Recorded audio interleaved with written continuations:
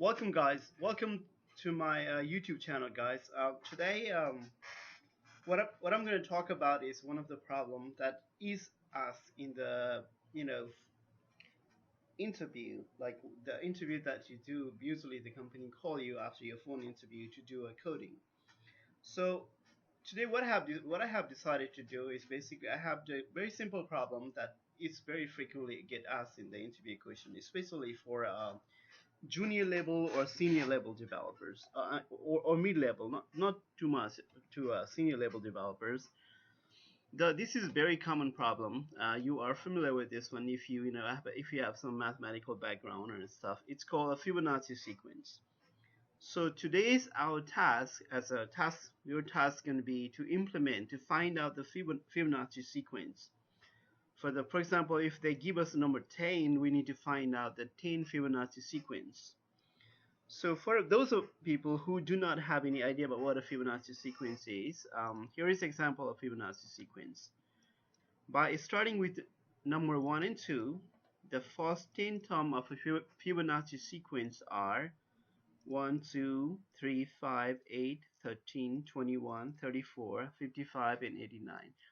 So, so the idea about Fibonacci sequence, you find the next Fibonacci sequence by adding previous two number. For example, here, always the starting number are 1 and 2. If I add 1 and 2, those are two previous number. For 3, I get 3 here. And if I add 2 plus 3, I get 5. If I add 5 plus 8, that's 13. That's the next number. And so forth and so on. If I add 34 and 55. So these are the all 10 Fibonacci sequence for this input number of terms. Okay, so that is our task. So right now we have a little class called Fibonacci Sequence Creator, instance class right here. It has a method.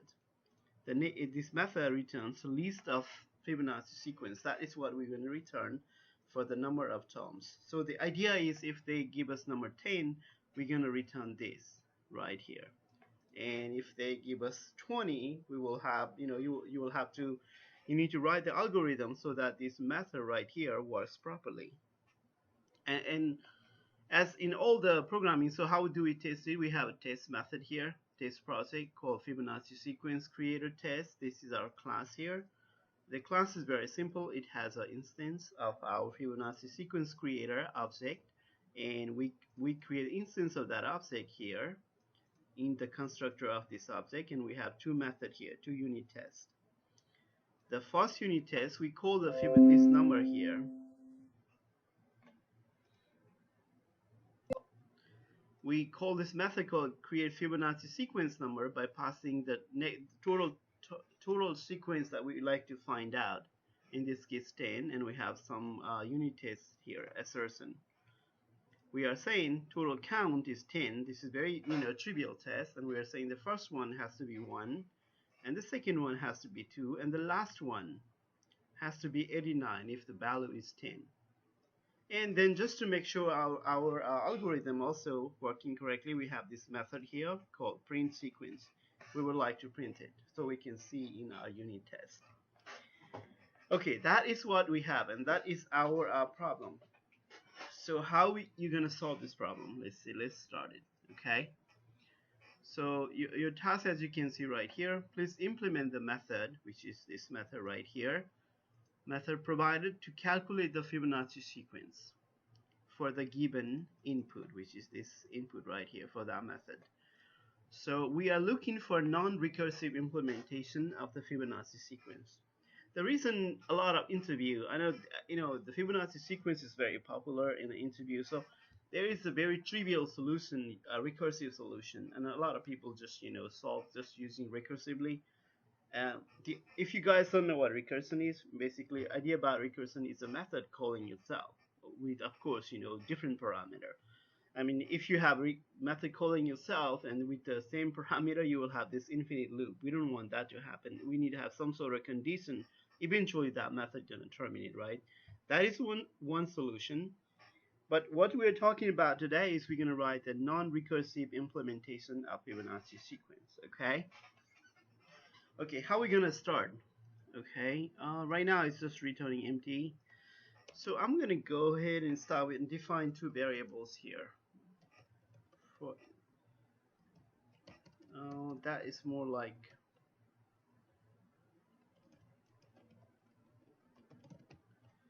and I'm gonna set that value to 1.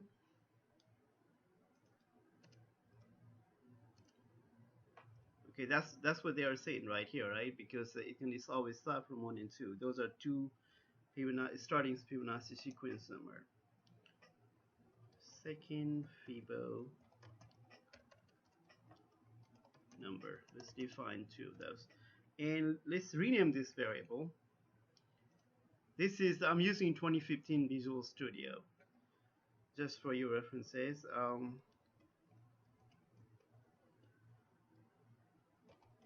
Okay, we define two variables here, and then since we have to return this long of t, where t is long here, list of t, so t is long, so I'm going to define another variable here called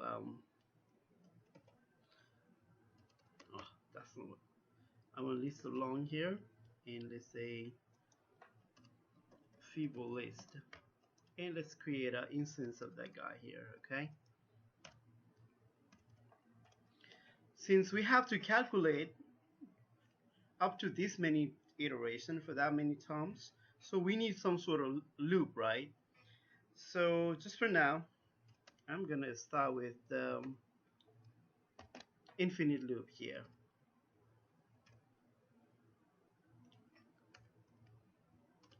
If you guys are not familiar with this one, this syntax is exactly the same as while loop.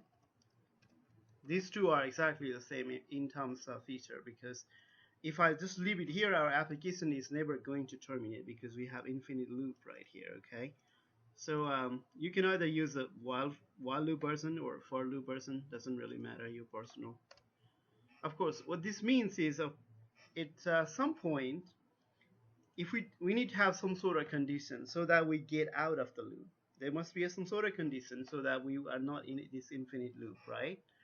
So just to do that, so what I'm going to do inside here, I need to find the next Fibonacci sequence number, right? So let's define a variable here. Next Fibo number. We don't know what that is. We just declare a variable here. And then we're going to say next Fibo number equals to, see this, by looking at this example right here, the next Fibo number, we're going to find that out by adding previous two Fibonacci sequence number. So in this case, we have this one here, first and second Fibonacci sequence number. We're going to add those together to obtain the next Fibonacci sequence number. Once we obtain that Fibonacci sequence number within that loop, we're going to add that into our list, Fibo list here. Okay, that would be our next Fibo number. That's our next Fibonacci sequence number, right? But however, now when the second iteration of our loop starts, this first sequence number and second sequence number has to be different, right? So what needs to happen now is that the first sequence number now becomes the second one,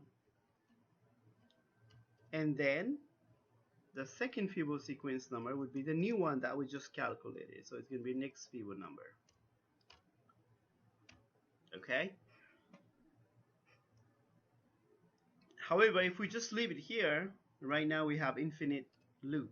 This loop gonna run forever. There is no condition inside the loop to tell it, hey, you have to get it out.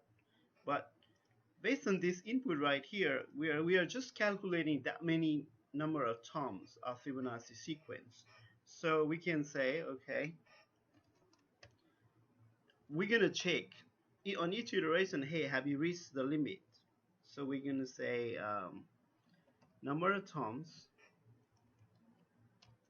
If that term is the same as the count that we have in our list,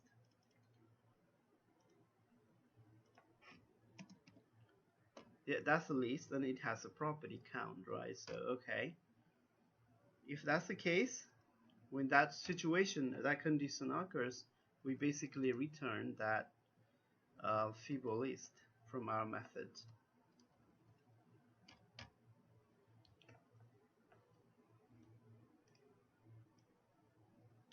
Okay, let's go ahead and build our Visual Studio, making sure it works. I mean to say it builds okay, and then now we go into our test project and try. Let's go onto this one and try to see this one works. Run the test. We are testing one method at a time. There is a failure.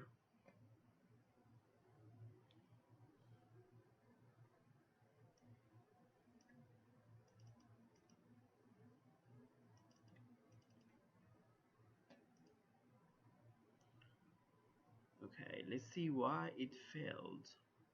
Make sure I build this project, okay, and then I'm running this.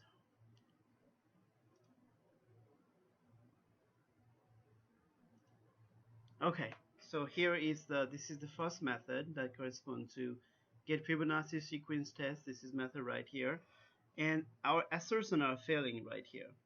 So we are saying we're expecting one here. So what this means is like here, here this is the Fibonacci sequence offset. We call this method pass the input parameter as 10. We have Fibonacci sequence, list of Fibonacci sequence, and we are saying right here total count is 10.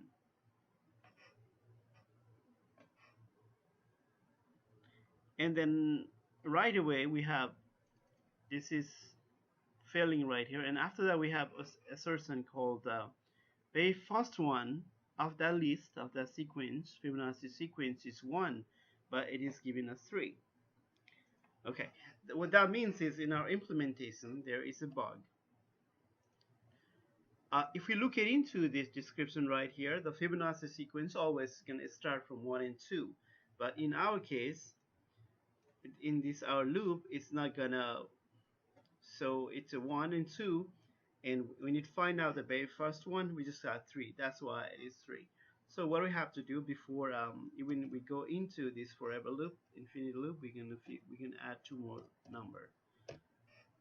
Uh, I I like to call add range method here because I can pass an array list of number that I'm gonna pass. So 1 and 2.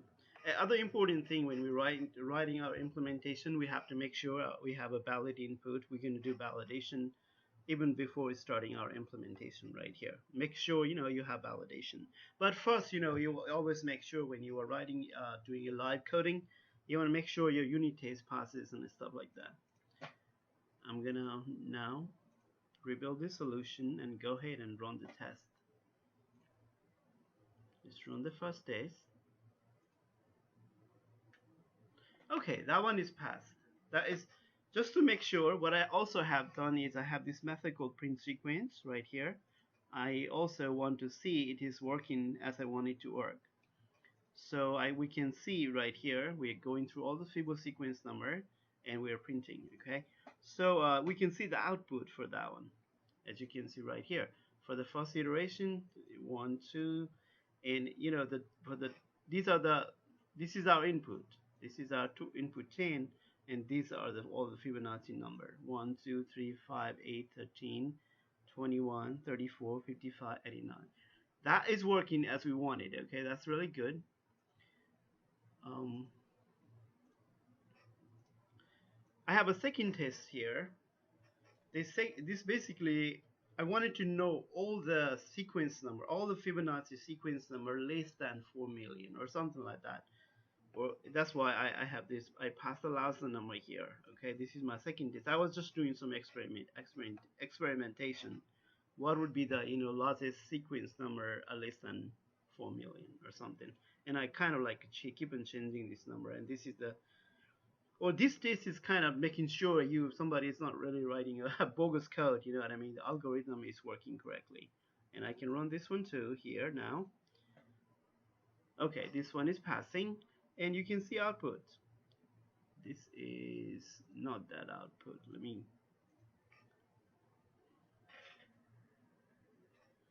comment that out here and just run this method again. Why it is still printing that? Ah, maybe no.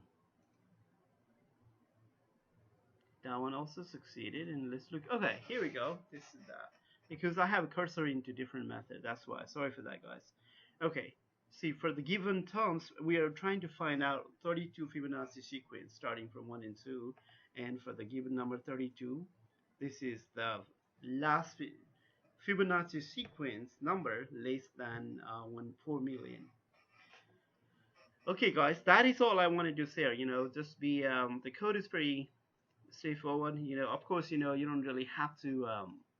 There are so many variation of this method. You can, there, like I said, you can implement it so many different ways, and you don't even have to implement using this way. You can use some other condition.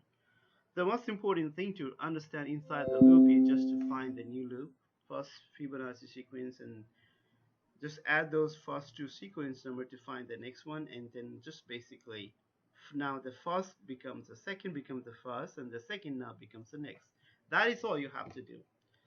Anyway, just before going to interview, just review these videos. I'm pretty sure it'll definitely help you guys. Thank you so much for watching my videos.